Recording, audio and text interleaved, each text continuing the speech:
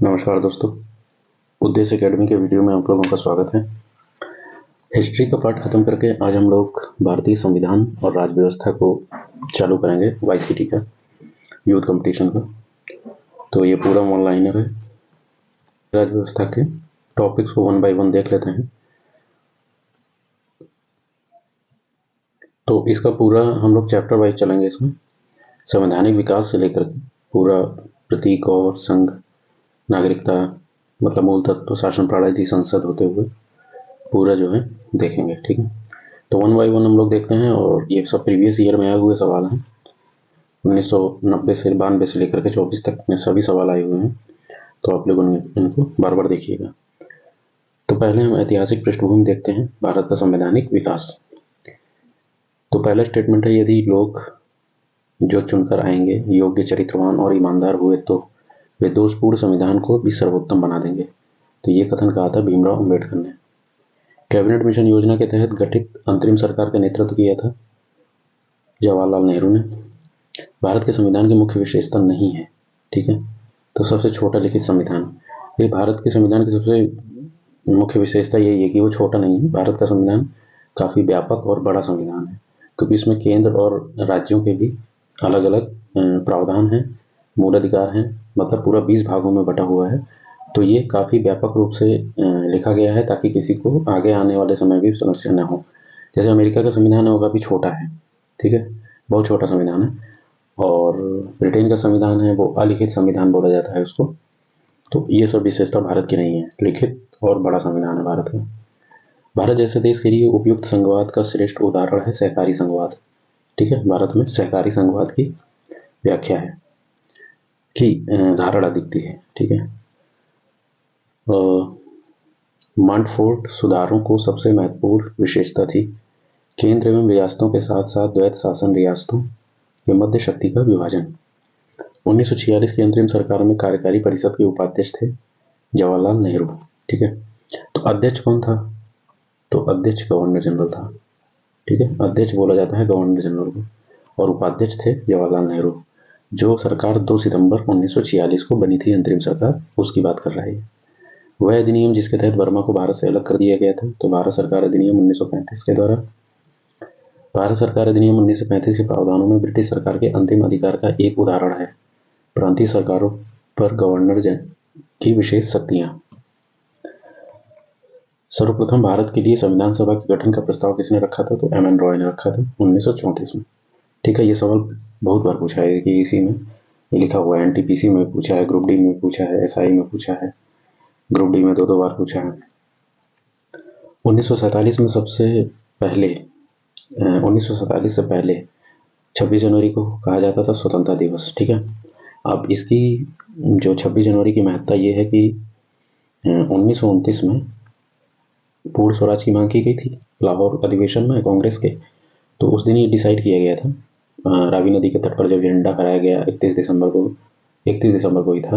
तो उसके बाद ये डिसाइड किया गया कि 26 जनवरी और 1930 को हम लोग स्वराज दिवस मनाएंगे या स्वतंत्रता दिवस मनाएंगे। ठीक है, तो 26 जनवरी 1930 को पहली बार स्वतंत्रता दिवस या पूर्ण स्वराज दिवस मनाया गया। तो उसी दिन को यादगार बनाने के लिए 26 जनवरी को भारत का संविधान लागू किया गया था। उससे पहले स्वतंत्रता दिवस के रूप में इसे मनाया जाता था, इसीलिए उसकी महत्ता थी पहले से ही। देश आज़ाद हो गया 15 अगस्त 1947 को। ठीक है, 26 नवंबर 1949 तक संविधान पूर्ण हो गया। तो संविधान को लेकिन लागू नहीं किया गया।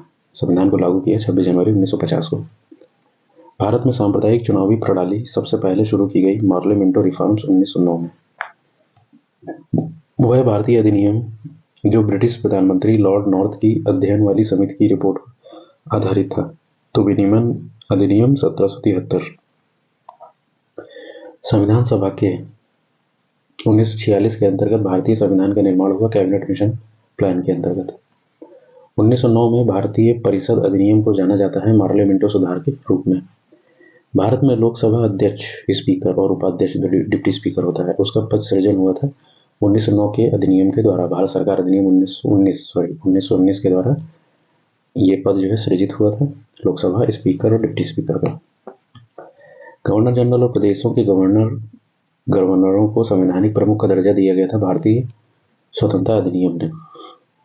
तो भारतीय स्वतंत्रता अधिनियम जो था वो 1947 को पारित किया गया था, ठीक है, 1947 को ब्रिटिश की संसद के द्वारा। तो उसमें जो है संवैधानिक प्रमुख का दर्जा दिया गया था। किसमें पहली बार देश में प्रत्यक्ष चुनाव की शुरुआत हुई थी? तो भारत सरकार अधिनियम 1919 से प्रत्यक्ष चुनाव की शुरुआत हुई पहली बार। इसके द्वारा कुछ सीमित लोगों को उनकी संपत्ति कर शिक्षा के आधार पर मताधिकार दिया गया था। यह संख्या करीब 9 या 10% के करीब थी।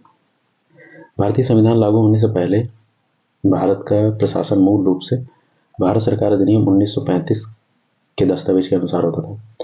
भारत सरकार अधिनियम 1935 को संविधान का पूर्वगामी कह लीजिए या मिनी संविधान कह लीजिए कहा जाता है, क्योंकि उसके ज़्यादातर प्रावधानों को संविधान में एज इट इज लागू कर लिया गया था। और डॉक्टर अम्बेडकर का इसके बारे में एक स्टेटमेंट भी है कि मैं इसके लिए बिल्कुल माफ़ी नहीं मांगूंगा कि 1935 के अधिनियम को मैंने उसी तरह रख लिया है, क्योंकि ये आसान था। अगला स्टेटमेंट है कि यूनाइटेड किंगडम की संसद का वह अधिनियम जिसके बारे में कहा जाता है कि वो भारत में उदार तानाशाही और जिम्मेदार सरकार की उत्पत्ति के अंत को दर्शाता है। तो भारत सरकार अधिनियम 1919 में, क्योंकि इसके बाद से ये चालू हो गया, साइमन कमीशन आया था इसके बाद ही, लेकिन यहाँ 1919 से ये चालू हो गया कि हम एक उत्तरदायी सरकार की गठन की बात करने लगे, ठीक है। 1917 या 18 में रॉलेट एक्ट बोल रहा हूँ, मॉन्टेग्यू चेम्सफोर्ड के जो सुधार थे उसका जो दस्तावेज था उसमें ये बात लिखी हुई थी कि हम एक जिम्मेदार सरकार की, उत्तरदायी सरकार की बात करेंगे। और साइमन कमीशन की भी नियुक्ति 1919 के संविधान, भारत सरकार अधिनियम 1919 के समीक्षा करने के लिए की गई थी, उसमें भी उत्तरदायी सरकार की बात की गई थी। तो इसीलिए इसी बात को इसमें लिखा गया है। अधिनियम जिसके द्वारा ब्रिटिश संसद ने चाय और चीन के साथ व्यापार को छोड़कर ईस्ट इंडिया कंपनी के भारत के साथ व्यापारिक एकाधिकार को समाप्त कर दिया था। तो 1813 का अधिनियम था, इसमें जो है चाय और चीन के साथ के व्यापार को छोड़कर बाकी सब समाप्त कर दिया। फिर 1833 के अधिनियम के द्वारा चाय और चीन पर भी व्यापार समाप्त कर दिया। 1813 के अधिनियम के द्वारा एक काम और किया गया था, 1 लाख रुपए की बात की गई थी भारतीय शिक्षा के लिए, तो ये भी याद रखिएगा, ये आरओ में सवाल पूछा है। ब्रिटिश भारत 1937 में भारतीय राष्ट्रीय कांग्रेस का मंत्रिमंडल नहीं बना था बंगाल और पंजाब में, ये भी आरओ में पूछा है। अधिनियम जिसके द्वारा भारत परिषद या इंडियन काउंसिल को समाप्त कर दिया गया, तो भारत सरकार अधिनियम 1935। 1773 में रेगुलेटिंग एक्ट के तहत बंगाल का प्रथम गवर्नर जनरल वॉरेन हेस्टिंग्स को नियुक्त किया गया था। वह एक्ट जिसके द्वारा बंगाल या कलकत्ता में उच्चतम न्यायालय की स्थापना की गई 1773 में। हम फिलहाल संविधान निर्मात्री सभा में जाने के निर्णय के अलावा किसी अन्य बात से बंधे नहीं हैं, तो ये मोहम्मद अली जिन्ना ने कहा था। 1935 के अधिनियम के तहत कराए गए विधानसभा चुनाव में कांग्रेस ने पूर्ण बहुमत नहीं प्राप्त किया था बंगाल में। ब्रिटिश सरकार का अधिनियम जिसने पहली बार भारत में शिक्षा के लिए 1 लाख रुपए की बात की थी, चार्टर अधिनियम 1813 में। भारतवासियों को अपने देश के प्रशासन में कुछ हिस्सा लेना संभव बनाने वाला अधिनियम था चार्टर एक्ट 1833। एक संघीय व्यवस्था और केंद्र में द्वैत शासन भारत में लागू किया गया 1935 के अधिनियम के द्वारा। भारत शासन अधिनियम 1935 स्वीकार की हुआ महत्वपूर्ण और स्थायी अवयव नहीं है देश के लिए लिखित संविधान। तो जो भारत शासन अधिनियम 1935 में स्वीकार किया हुआ महत्वपूर्ण और स्थायी अवयव नहीं है, तो ये बात नहीं रही होगी, क्योंकि इंग्लैंड का संविधान खुद लिखित नहीं है, तो उन्होंने ये पॉइंट रखा होगा कि हम लिखित संविधान की बात नहीं रखते। वो तो भारत में अपना लिखने पढ़ने का इतिहास काफ़ी पुराना है, तो भारतीय लोगों ने लिखित संविधान की बात रखी होगी कि हम जो भी चीज़ लिखेंगे या जो भी चीज़ हम करेंगे, जो भी भारत के भविष्य के लिए ठीक होगा, हम उसको पुख्ता तौर पर रखेंगे। भारत में स्थानीय स्वायत्त शासन का जनक माना जाता है लॉर्ड रिपन को। भारतीय संविधान के बृहद होने का कारण है इसमें संघ और राज्य संविधानों का राज्य का संविधान है, ठीक है। यही मैंने बात बताई कि भारत के संविधान के बड़े होने का कारण यही है कि केंद्र का और राज्य के अलग अलग संविधान है, काफ़ी प्रावधान है उसमें, कानून बनाने के तरीके हैं और मूल अधिकार हैं, उनकी व्यापक चर्चा हुई है, रिट की व्यापक चर्चा हुई है, ठीक है, और केंद्र राज्य संबंधों की व्यापक चर्चा हुई है। तो इन सब चीज़ों के कारण किसी भी चीज़ को छोड़ा नहीं गया, इसके कारण ये काफ़ी बृहद हो गया है। पंडित नेहरू के नेतृत्व में अंतिम सरकार का गठन हुआ 2 सितंबर 1946 की डेट है ये। भारत को एक संविधान देने का प्रस्ताव संविधान सभा द्वारा पारित किया गया 22 जनवरी 1947 को। भारतीय स्वतंत्रता अधिनियम यूनाइटेड किंगडम की संसद का एक अधिनियम है। जिसने 1947 में ब्रिटिश भारत को भारत और पाकिस्तान के दो नए स्वतंत्र उपनिवेशों में विभाजित किया था। भारतीय संविधान के पूर्वगामी रूप के रूप माना जाता है भारत सरकार अधिनियम 1935। यही मैंने अभी कहा कि 1935 के भारत सरकार अधिनियम को उसका पूर्वगामी भी कहा जाता है, मिनी संविधान भी कहा जाता है। काफ़ी चीज़ें हैं। मिनी संविधान, संविधान संशोधन जो 42वां संविधान संशोधन था उसको भी कहा जाता है। जैसे मिनी शब्द, पूर्वगामी शब्द, ये सब प्रतीकात्मक शब्द होते हैं। उनके बारे में बहुत ज़्यादा दिमाग लगाने की जरूरत नहीं होती है, बस कॉमन सेंस होता है कि क्या चीज़ हो सकता है। तो 1935 के अधिनियम को पूर्वगामी कहा जाता है। भारत में केंद्र स्तर पर द्विसदनीय विधायिका की शुरुआत हुई 1919 के अधिनियम के द्वारा। भारत सरकार अधिनियम 1919 को किस नाम से जाना जाता है? तो मोंटेग्यू चेम्सफोर्ड। ठीक है, इसमें मोंटेग्यू भारत सचिव थे और चेम्सफोर्ड जो है गवर्नर जनरल थे भारत के। इन दोनों ने मिलकर के एक मसौदा तैयार किया था जो सुधार के रूप में थे भारत में उत्तरदायी शासन को लागू करने के। तो ये था 1919 के भारत अधिनियम लागू हुआ मोंटेग्यू चेम्सफोर्ड के सुधार पर। भारतीय संविधान का संघात्मक ढांचा काफ़ी हद तक किससे प्रभावित है, किस मतलब अधिनियम से लिया गया है? तो भारत सरकार अधिनियम 1935 के द्वारा लिया गया है। फिर आगे देखते हैं कि 1813 के चार्टर अधिनियम में भारत में ईस्ट इंडिया कंपनी के शासन को अगले 20 वर्षों तक के लिए बढ़ा दिया। अगला है कि भारत सरकार अधिनियम 1858, ठीक है, इसके द्वारा, इसके परिणाम स्वरूप महारानी विक्टोरिया जो कि ब्रिटेन की शासिका थी, 1858 में भारत की मल्लिका या एम्प्रेस ऑफ इंडिया की उपाधि के साथ भारत में ब्रिटिश क्षेत्रों की संप्रभु बन गई। इसके बाद है कि भारत सरकार अधिनियम 1858, उसमें था कि भारत में सत्ता ब्रिटिश ईस्ट इंडिया कंपनी से ब्रिटिश क्राउन में स्थानांतरित हो गई। ब्रिटेन के भारत परिषद अधिनियम 1992 के कानून के द्वारा भारतीय प्रतिनिधियों को भारतीय विधान परिषदों के चुनाव में पहली बार सीटों का आवंटन प्रदान किया गया था। ठीक है, तो इंडियन लेजिस्लेटिव काउंसिल में पहली बार सीटों का आवंटन किया गया भारतीय परिषद अधिनियम 1892 के द्वारा। भारत के संविधान में से कई संस्थागत विवरणों और प्रक्रियाओं को लिया गया है भारत सरकार अधिनियम 1935 के द्वारा। संविधान सभा को भारतीय स्वतंत्रता अधिनियम 1947 की धारा 8A के तहत मान्यता प्रदान की गई है। भारत में द्वैत शासन, ठीक है, या ड्वार्की के उन्मूलन की संस्तुति की गई थी 1935 के भारत सरकार अधिनियम के द्वारा। ठीक है, तो प्रांतों में द्वैत शासन हटा दिया गया था। ठीक है, भारत सरकार अधिनियम 1919 के साथ मोंटेग्यू चेम्सफोर्ड सुधारों में प्रांतों में द्वैत शासन की शुरुआत की थी। ठीक है, द्वैत शासन भारत में 1919 के द्वारा चालू हुआ और 1935 के द्वारा प्रांतों में द्वैत शासन हटा दिया गया। 1935 के द्वारा द्वैत शासन हटा दिया गया। ठीक है, और इसमें एक पॉइंट और है कि प्रांतों में जब द्वैत शासन हटा दिया तो प्रांतों को स्वायत्तता प्रदान की गई थी।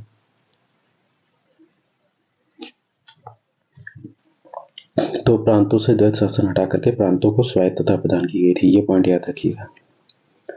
संविधान सभा का गठन, कार्यप्रणाली और समितियां, तो ये भी इंपॉर्टेंट टॉपिक है। भारत के संविधान को 1946 में कैबिनेट मिशन योजना के तहत गठित एक संविधान सभा द्वारा तैयार किया गया था। ये संविधान सभा में संविधान तैयार करने के लिए 23 समितियां थी। संविधान सभा का प्रथम अधिवेशन 9 दिसंबर 1946 को हुआ। संविधान सभा द्वारा भारतीय संविधान को पारित किया गया 26 नवंबर 1949 को। भारतीय संविधान 1,17,369 शब्दों से बना था।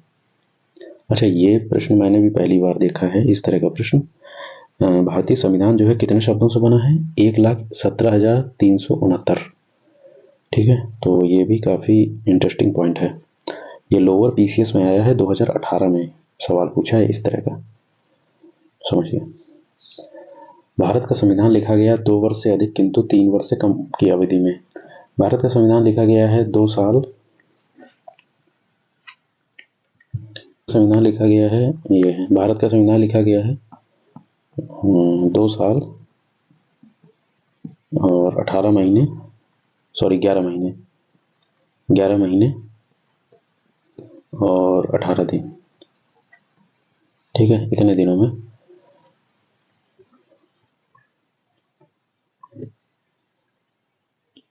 ठीक है, 2 साल 11 महीने 18 दिन में भारत का संविधान लिखा गया था। भारतीय संविधान को माना गया है रूप विधान में संघीय और भावना में एकात्मक। ठीक है, भारत का जो रूप विधान में संघीय और भावना में एकात्मक माना गया है संविधान को। और यहाँ पे जो संघीय शब्द है ना, ये यूनियन शब्द है। अमेरिका का संघीय शब्द का मतलब फेडरल होता है, उससे मत मिलाइएगा। तो इसीलिए जब भी सवाल जब आए भारत में, भारतीय परीक्षाओं में जब सवाल पूछे, किसी भी स्टेट पीसीएस में हो या किसी भी वनडे एग्जाम में हो, कहीं से भी इंग्लिश में संघ शब्द लिखा हो तो उसका, सॉरी हिंदी में संघ शब्द लिखा हो तो उसका इंग्लिश जरूर लिख लीजिएगा, देख लीजिएगा कि उसमें यूनियन लिखा है, ये फेडरल लिखा है। अगर यूनियन लिखा होगा तब तो शब्द सही होगा और स्टेटमेंट सही होगा भारतीय कॉन्टेक्स्ट में, लेकिन अगर फेडरल लिखा होगा इंग्लिश में तो वो शब्द स्टेटमेंट गलत होगा, क्योंकि भारत में फेडरल तो है नहीं। और दूसरा, भारतीय मतलब भारत में जो परीक्षाएं होती हैं वो प्रश्न पत्र अंग्रेजी में बनते हैं, उनका होता है हिंदी रूपांतरण। तो अक्सर इस तरह की गलतियां होती हैं। बाद में कोर्ट कचहरी होती है तो कोर्ट में वो लोग पहले ही लिखे होते हैं कि हम इंग्लिश वाला मानेंगे, तो वो दिक्कत हो जाती है। ये बात हो रही थी कि इसमें संघ में यूनियन और फेडरेशन शब्द आप देखिएगा, और उसमें पॉइंट यही है कि जो भारतीय मतलब भारत की परीक्षाओं में जो पेपर छपते हैं वो इंग्लिश में छपते हैं, हिंदी रूपांतरण में दिक्कत होती है। मतलब कई बार यूनियन फेडरल में दिक्कत करता है वो। तो संघ को हिंदी में जो लिखा है तो उसका एक बार इंग्लिश जरूर देख लीजिएगा कि यूनियन लिखा है कि फेडरल लिखा हुआ है। उसके बाद सवाल को अटेम्प्ट करिएगा कि आप जो है वहाँ पे करके चले आएँ, और जब घर आके देखें तो वो सवाल मतलब उसमें आप देखें कि फेडरल लिखा था, यार ये तो गलत हो गया। तो फिर वो कोर्ट, क्योंकि वो लोग लिखे रहते हैं कि हम अंग्रेजी मानेंगे तो अंग्रेजी मानते हैं। अगला टॉपिक है भारत का संविधान। सवाल है, भारत का संविधान संविधान सभा द्वारा अपनाया गया था 26 नवंबर 1949 को। ठीक है, 26 नवंबर 1949 को करीब 16 एक्ट लागू कर दिए गए थे। ठीक है, 16 जैसे नागरिकता के एक्ट और भी कुछ एक्ट थे वो लागू कर दिए गए थे, लेकिन बाकी के जितने भी एक्ट थे वो लागू किए गए थे 26 जनवरी 1950 को। भारतीय संविधान में कुल कितनी महिलाएं थी? तो 15 महिलाएं थी। राजनीतिक प्रजातंत्र का तात्पर्य उस जीवन विधा से है जो जीवन के सैद्धांतिक रूप से उदारता, समानता, भ्रातृत्व को स्वीकार करती है। तो डॉक्टर बी आर अम्बेडकर ने एक कथन कहा था। भारतीय संविधान की संघीय व्यवस्था के संबंध में सही विशेषता है कि यह द्वैत शासन है। ठीक है, यहाँ द्वैत शासन से मतलब हो गया केंद्र और राज्य। ठीक है, केंद्र और राज्य। देखिए, भारत के अलग अलग समय पर अलग अलग द्वैत शासन रहे हैं। पहले जब बंगाल में द्वैत शासन लगा था, जब कंपनी के द्वारा लगाया गया प्लासी के युद्ध के बाद, बक्सर के युद्ध के बाद जब द्वैत शासन लगाया गया, तो वो जो द्वैत शासन था लॉर्ड क्लाइव द्वारा लगाया गया और उसको फिर हटाया वॉरेन हेस्टिंग्स ने। तो वो बंगाल में 2 व्यवस्थाएं थी, निजामत और दीवानी की। ठीक है, निजामत और दीवानी व्यवस्थाओं को के जो हेड थे, निजामत व्यवस्था का जो हेड था वो भारतीय को रखा गया था, और दीवानी व्यवस्था अंग्रेजों ने अपने हाथ में ली हुई थी। तो ये एक तरह का द्वैत शासन था। फिर ये द्वैत शासन हट गया, वॉरेन हेस्टिंग्स ने हटा दिया। फिर जब बोर्ड ऑफ कंट्रोल की स्थापना हुई, बोर्ड ऑफ कंट्रोल की स्थापना हुई 1776 के एक्ट के द्वारा। ठीक है, 1776 के एक्ट के द्वारा बोर्ड ऑफ कंट्रोल की स्थापना हुई। तो बोर्ड ऑफ डायरेक्टर भी पहले से व्याप्त था। तो ये अंग्रेजों के भारतीय क्षेत्र में शासन को लेकर के द्वैत शासन था उनका अपना, कि बोर्ड ऑफ डायरेक्टर जो कंपनी के हो रहे हैं वो भारत में डायरेक्ट प्रशासन कर रहे हैं, और ये लोग उत्तरदायी थे बोर्ड ऑफ कंट्रोल के लिए। बोर्ड ऑफ कंट्रोल को ये लोग लीड करते थे, वो करते थे, सॉरी, बोर्ड ऑफ कंट्रोल को उत्तर देते थे इनके ऊपर। मतलब बोर्ड ऑफ कंट्रोल इंग्लैंड में बैठा हुआ था। ठीक है, तो बोर्ड ऑफ कंट्रोल ऐसे था। ऐसे भी द्वैत शासन चला भारत में। फिर बोर्ड ऑफ डायरेक्टर और बोर्ड ऑफ कंट्रोल को पूरी तरह से 1858 में समाप्त कर दिया गया, जब यहाँ पर स्वतंत्रता संग्राम हुआ, 1857 वाला जो विद्रोह हुआ, उसके बाद से 1858 के एक्ट के द्वारा इसको समाप्त कर दिया गया, बोर्ड ऑफ कंट्रोल और बोर्ड ऑफ डायरेक्टर्स को। ठीक है, कंपनी के बोर्ड ऑफ डायरेक्टर को तो पहले ही खत्म कर दिया गया, क्योंकि कंपनी के अधिकार ही खत्म कर दिए गए 1813 में। चाय और चीनी का बंटा बना था तो 1833 में पूरी तरह से बोर्ड ऑफ डायरेक्टर को शक्तिहीन बना दिया गया। लेकिन बोर्ड ऑफ कंट्रोल शक्तिहीन बनेगा 1858 में जाके। बोर्ड ऑफ कंट्रोल की ही जगह भारतीय समिति आ जाएगी, ठीक है, भारतीय समिति आ जाएगी, जिसमें भारत सचिव नाम से एक पद होगा जो ब्रिटिश संसद का कैबिनेट होगा। तो ये सब चीज़ें थी इसमें। इसके बाद बोर्ड जो द्वैत शासन लगेगा तीसरी बार, वह द्वैत शासन लगेगा, आप समझिए 1919 के एक्ट के द्वारा। 1919 का जो भारत शासन अधिनियम था, 1919 के द्वारा प्रांतों में द्वैत शासन लगेगा, जब प्रांतों के विषय को दो भागों में बांटा जाएगा, हस्तांतरित और एक और उसका नाम हस्तांतरित और मतलब एक में हस्तांतरित था मैंने बताया और एक में व्यवहारिक था, सॉरी आरक्षित था, आरक्षित, ठीक है, आरक्षित और हस्तांतरित, ये दो भागों में प्रांतों के विषयों को बांटा गया। जिसमें जो आरक्षित विषय होते थे उनका जो शासन होता था, आरक्षित विषय का शासन, वो जो है गवर्नर करता था, जो प्रांत का गवर्नर होता था वो करता था, और उसके लिए प्रांतों में जो मंत्री होते थे उनकी सहायता से वो करता था, ठीक है। लेकिन जो हस्तांतरित विषय होते थे, तो हस्तांतरित विषयों में उनका जो शासन होता था वो तो इसमें हस्तांतरित विषय का जो शासन था वो विधान परिषद के निर्वाचित सदस्यों मतलब मंत्रियों के द्वारा किया जाना था, और आरक्षित विषय का जो प्रशासन था वो गवर्नर के द्वारा किया जाना था, जो उसकी कार्यकारी परिषद के माध्यम से, ठीक है, कार्यकारी परिषद के माध्यम से आरक्षित, और जो चुने हुए मंत्रियों जो मंत्री होते थे उनकी सहायता से हस्तांतरित विषयों का किया जाता था। फिर जो है यहाँ से द्वैत शासन हटाया गया, ठीक है, पूर्णतः यहीं से हटा दिया गया द्वैत शासन, और 1935 में द्वैत शासन हटा करके प्रांतों में स्वायत्तता लागू कर दी गई, ठीक है। तो ये हुआ। फिर विधायिका द्विसदनी हो ही गई, लोग उच्च सदन और निम्न सदन की बात भी उठने लगी उसी समय, ठीक है। तो इस तरह से इतनी बार भारत में द्वैत शासन लगा था। अगला पॉइंट है कि राजनीतिक प्रजातंत्र का तात्पर्य। द्वैत शासन ये हो गया। मसौदा समिति के अध्यक्ष कौन थे? BR अम्बेडकर थे, और मसौदा समिति को 7 लोगों की एक मतलब 7 लोग थे मसौदा समिति में, या प्रारूप समिति भी इसे बोला जाता है। तो ये 7 लोगों के द्वारा इसको संचालित किया जाता था। स्वतंत्रता के बाद भारतीय संविधान के अध्यक्ष कौन थे? स्वतंत्रता के बाद संविधान सभा के अध्यक्ष थे डॉक्टर राजेंद्र प्रसाद।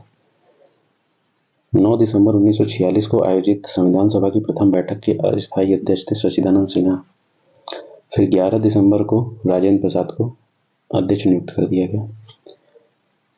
पंडित जवाहरलाल नेहरू ने किस तिथि को उद्देश्य प्रस्ताव पेश किया? तो 13 दिसंबर 1946 को उद्देश्य प्रस्ताव पेश किया, जो बाद में प्रस्तावना का पृष्ठभूमि यही बना था, ठीक है, प्रस्तावना की पृष्ठभूमि यही बना था। भारतीय संविधान के निर्माण के दौरान उद्देश्यों के कथन या उद्देश्य प्रस्ताव को प्रस्तुत किया जवाहरलाल नेहरू ने। कितने वर्षों के विचार विमर्श के बाद भारतीय संविधान लागू किया गया? तो 3 वर्षों के। स्वतंत्र भारत के प्रथम विदेश मंत्री जवाहरलाल नेहरू थे। स्वतंत्र भारत का पहला केंद्रीय बजट R.K. शरगुड़म शेट्टी के द्वारा पेश किया गया। R.K. शरगुड़म शेट्टी वित्त मंत्री थे, वाणिज्य मंत्री थे उस समय, तो उन्होंने पेश किया था। भारत के संविधान का मसौदा तैयार करने के लिए संविधान सभा ने 29 अगस्त 1947 को मसौदा समिति का गठन किया या प्रारूप समिति का गठन किया। अध्यक्ष बने डॉक्टर भीमराव अम्बेडकर, और इस समिति में 7 सदस्य थे। भारतीय संविधान सभा के जनक थे डॉक्टर भीमराव अम्बेडकर को बोला जाता है, क्योंकि जो प्रारूप समिति थी वही मेन थी ड्राफ्टिंग करने में, और BR अम्बेडकर ने काफ़ी मेहनत की थी संविधान को बनाने में। इन्होंने एक एक आर्टिकल की गहनता से जांच की, उसको परखा, उनको दूसरे देशों के और अपने भारतीय परिवेश के हिसाब से नापा तोला, और हर चीज़ के लिए इन्होंने जो राय रखी थी कि किस तरह से लागू होगा या किस तरह से वो चीज़ मानी जाएगी, तो इन्होंने बहुमत के सिद्धांत को महत्ता दी। मतलब कि हर चीज़ के लिए इन्होंने बहुमत का सिद्धांत पर पालन किया था। ये न्यूज़पेपर से भी आर्टिकल मंगाते थे। तो इन्होंने भारत के संविधान को बनाने में काफ़ी ज़्यादा मेहनत की थी, इसीलिए इनको संविधान का जनक बोल दिया जाता है। भारत की संविधान सभा की पहली बैठक आयोजित की गई 9 दिसंबर 1946 को। विश्व का सबसे लंबा संविधान भारत देश का है। संविधान दिवस मनाया जाता है 26 नवंबर को, क्योंकि संविधान बन गया था इसी दिन, फिर लागू होगा बाद में 26 जनवरी 1950 को। 26 नवंबर 1949 को संविधान सभा द्वारा भारतीय संविधान को अंगीकृत अधिनियमित किया गया था। ये बात प्रस्तावना में लिखी हुई है, ठीक है। भारत का सर्वोच्च कानून भारत संविधान है। ठीक है, तो भारत में जितने भी कानून आज लागू हैं वो सब की पृष्ठभूमि भारतीय संविधान ही है। भारत का संविधान लागू होता है 26/1/1950 को। ये सवाल देखिए रेलवे में कितनी बार पूछा है। भारतीय संविधान जो संविधान सभा के पहले सत्र का आयोजन हुआ 1946 में, 9 दिसंबर 1946 में, 9 दिसंबर 1946 में ये आयोजन हुआ था। भारत का संविधान गणतांत्रिक है क्योंकि इसमें कुछ वंशानुगत घटक नहीं है। भारत एक गणतंत्र है। गणतंत्र का मतलब होता है राज्य प्रमुख जिसके लोगों द्वारा परोक्ष रूप से चुना जाता है। संविधान सभा के वह सदस्य जिन्होंने कहा था कि हमारे संविधान की प्रस्तावना में उन बातों को अभिव्यक्त किया गया है जिसके बारे में हमने सोचा था या इतने लंबे समय से जिनका सपना देखा था। तो सर अल्लादी कृष्णस्वामी अय्यर ने ये बात कही थी। 24 जनवरी 1950 को संविधान सभा के 284 सदस्यों ने हस्तलिखित संविधान पर हस्ताक्षर किए जिसमें 15 महिलाएं भी शामिल थीं। भारत का मूल संविधान जो लिखा गया था, जो हाथ से लिखा गया, वो प्रेम बिहारी नारायण राजयादव के द्वारा लिखा गया था। प्रेम बिहारी नारायण राजयादव। 9 दिसंबर 1946 को नई दिल्ली में संविधान सभा की पहली बैठक संविधान सभागृह में हुई जिसे अब संसद भवन का केंद्रीय कक्ष कहा जाता है। संविधान सभा का अंतिम सत्र आयोजित किया गया 24 जनवरी 1950 को। दुनिया में किसी भी संप्रभु देश का सबसे लंबा लिखित संविधान है भारत का संविधान। एक बार जब संविधान अस्तित्व में आता है तब भंग कर दी जाती है संविधान सभा। भारत का संविधान संविधान सभा द्वारा प्रारूप किया गया था और 26 मई 1946 को कैबिनेट मिशन प्लान के अंतर्गत इसे क्रियान्वित किया गया। संविधान सभा के सदस्यों का चयन प्रादेशिक असेंबलियों द्वारा अनुपातिक प्रतिनिधित्व प्रणाली के एकल हस्तांतरणीय मत द्वारा किया गया। उस समय संविधान सभा के सदस्यों की कुल संख्या थी 389। अब देखिए इसमें कई सवाल बनेंगे। ठीक है, भारत के संविधान संविधान सभा द्वारा प्रारूपित किया गया, एक तो यही पॉइंट है। 16 मई 1946 को कैबिनेट मिशन प्लान के अंतर्गत इसे क्रियान्वित किया गया था। ठीक है, तो संविधान सभा का क्रियान्वयन किसके तहत किया गया? तो कैबिनेट मिशन प्लान के अंतर्गत। वही कैबिनेट मिशन प्लान जिनमें 1946 में 3 सदस्य आते हैं, पैथिक लॉरेंस, अलेक्जेंडर और क्रिस्टोफर क्रिप्स, ये 3 सदस्य आते हैं। फिर भारतीय संविधान सभा के सदस्यों का चयन जो था वो प्रादेशिक असेंबलियों द्वारा, यानी कि उस समय जो प्रादेशिक असेंबलियां थी भारत में, ठीक है, उनके सदस्यों के द्वारा अनुपातिक प्रतिनिधित्व प्रणाली एकल हस्तांतरणीय मत द्वारा किया गया था। कहने का मतलब ये है कि अगर ये सवाल पूछेगा कि संविधान सभा के सदस्यों का चुनाव किस तरह से हुआ था, तो अप्रत्यक्ष चुनाव हुआ था। ठीक है, अप्रत्यक्ष चुनाव। ठीक उसी तरह से ये चुनाव होगा जैसे कि आज राज्यसभा के सदस्यों का चुनाव होता है, भारत के राष्ट्रपति का चुनाव होता है, उपराष्ट्रपति का चुनाव होता है, विधान परिषद के सदस्यों का चुनाव होता है। तो ये सब एकल अनुपातिक प्रतिनिधित्व की एकल हस्तांतरणीय मत द्वारा इनके चुनाव होते हैं। इसको अप्रत्यक्ष चुनाव प्रणाली कहा जाता है कि हमारे ही द्वारा चुने हुए लोगों के द्वारा चुनना। तो संविधान सभा के सदस्यों का चुनाव भी ऐसा ही हुआ था क्योंकि उस समय सबको वोटिंग राइट्स थे नहीं, लेकिन अब संविधान सभा भी चुनी जानी थी, समय कम था तो चुनाव का समय नहीं था कि व्यापक रूप से देश में चुनाव कराए जाए। तो तरीका यही निकाला गया कि अप्रत्यक्ष चुनाव कराए जाएंगे। अप्रत्यक्ष चुनाव से इस तरह के हम संविधान सभा के सदस्यों की संख्या चुनी जाएगी। तो इतने सवाल इसमें से बनेंगे। वह नेता जो केंद्रीय विधानसभा के अध्यक्ष थे 1946 से 47 तक, फिर भी संविधान सभा के अध्यक्ष बने, फिर लोकसभा के अध्यक्ष बने, तो गणेश वासुदेव मालवंकर। मूल हस्तलिखित भारतीय संविधान के प्रत्येक पृष्ठ को शांति निकेतन के कलाकारों द्वारा निखारा गया, सजाया गया, मतलब उसे अलंकृत किया गया था शांति निकेतन के कलाकारों द्वारा। किसके मार्गदर्शन में भारत के संविधान के मूल दस्तावेज में हस्तनिर्मित संविधान किया गया? तो नंदलाल बोस के मार्गदर्शन में। भारत की संविधान सभा की संघ शक्ति समिति के अध्यक्ष कौन थे? जवाहरलाल नेहरू। भारतीय संविधान का निर्माण किया गया संविधान सभा के द्वारा। ये देखिए ये सवाल जो है इसी स्टेटमेंट से निकला है, ये भारतीय संविधान की इस स्टेटमेंट से करीब 3 से 4 सवाल बनेंगे, तो ये इंपॉर्टेंट है। इसके बाद भारतीय संविधान को अंगीकृत, अधिनियमित और आत्मर्पित किया गया मिति मार्गी शुक्ल सप्तमी संवत 2006 विक्रमी को। तो ये बात प्रस्तावना में लिखी हुई है। ठीक है, प्रस्तावना में भारत का गणतंत्र के रूप में जन्म हुआ 26 जनवरी 1950 को। संविधान सभा में हैदराबाद देसी रियासत के प्रतिनिधि ने भाग नहीं लिया था। ठीक है, तो देसी रियासत के प्रतिनिधि भाग नहीं लिया है संविधान सभा में। भारत के संविधान सभा की परामर्शदाता या संवैधानिक सलाहकार कौन थे? तो बी एन राव। देखिए, जितना भारत के संविधान को बनाने में हाथ या महत्ता या जो कार्य किया था डॉक्टर बी आर अम्बेडकर ने, तो उनको जो ड्राफ्ट दिया गया था वो पहला ड्राफ्ट बी एन राव ने ही बनाया था। ठीक है, 1900 भारत शासन अधिनियम 1935 के पर एक ड्राफ्ट तैयार किया गया था।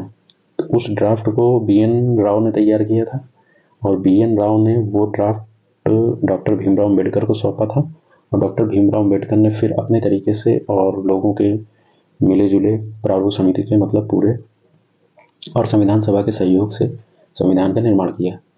डॉक्टर बी एन राव को म्यांमार का संविधान या वर्मा का संविधान बनाने का भी कार्य सौंपा गया था, तो वो उसमें बिजी थे। तो बी एन राव की भी उतनी महत्ता है जितनी बी आर अम्बेडकर की है। तो संवैधानिक सलाहकार बी एन राव ही थे।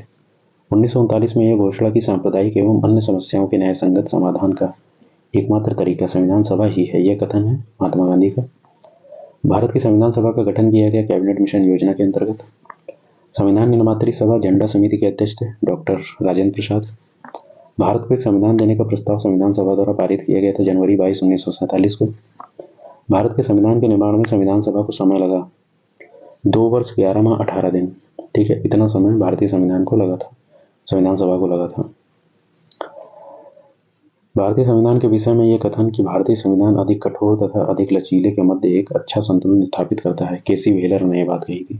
देखिए, भारतीय संविधान के बारे में कई दार्शनिकों ने, कई संविधानविदों ने, दुनिया भर के जो संविधानविद हैं, जो संविधान स्टडी करते हैं, प्रोफेसर्स हैं और बुद्धिजीवी हैं, उन्होंने कुछ न कुछ कहा है।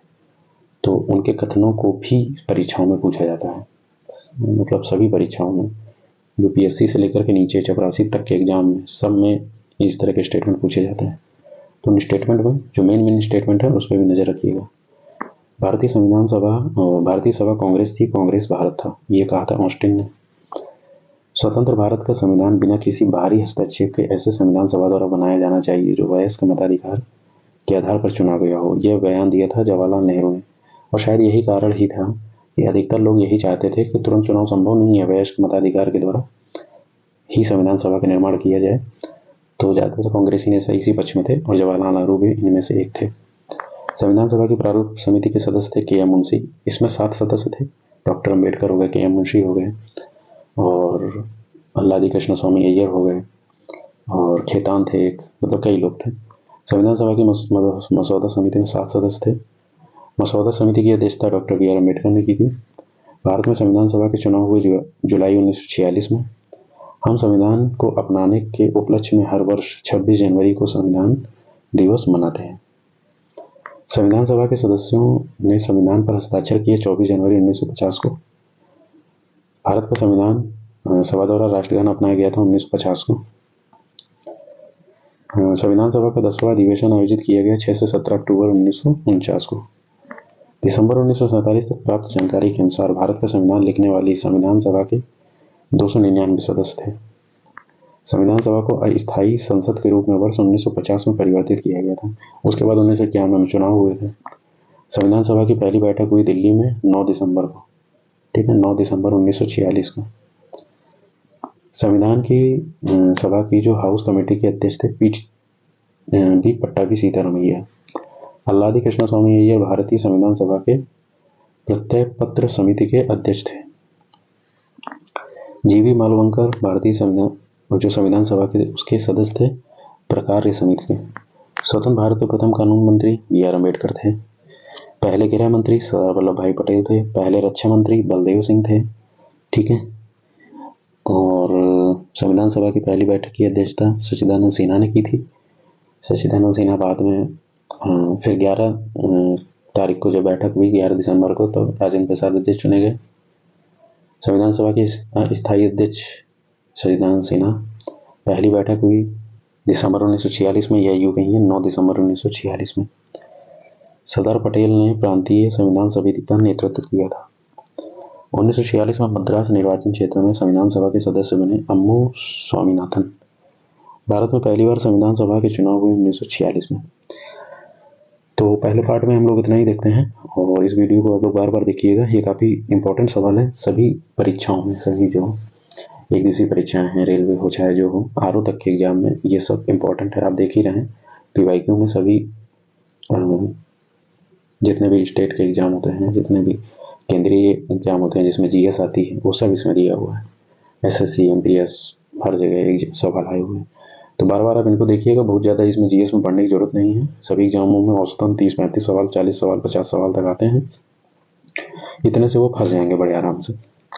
ठीक है, तो हम लोग पॉलिटी को एक एक करके 6 से 7 पार्टों में पॉलिटी को निपटा देंगे। तो अगले वीडियो में मिलते हैं।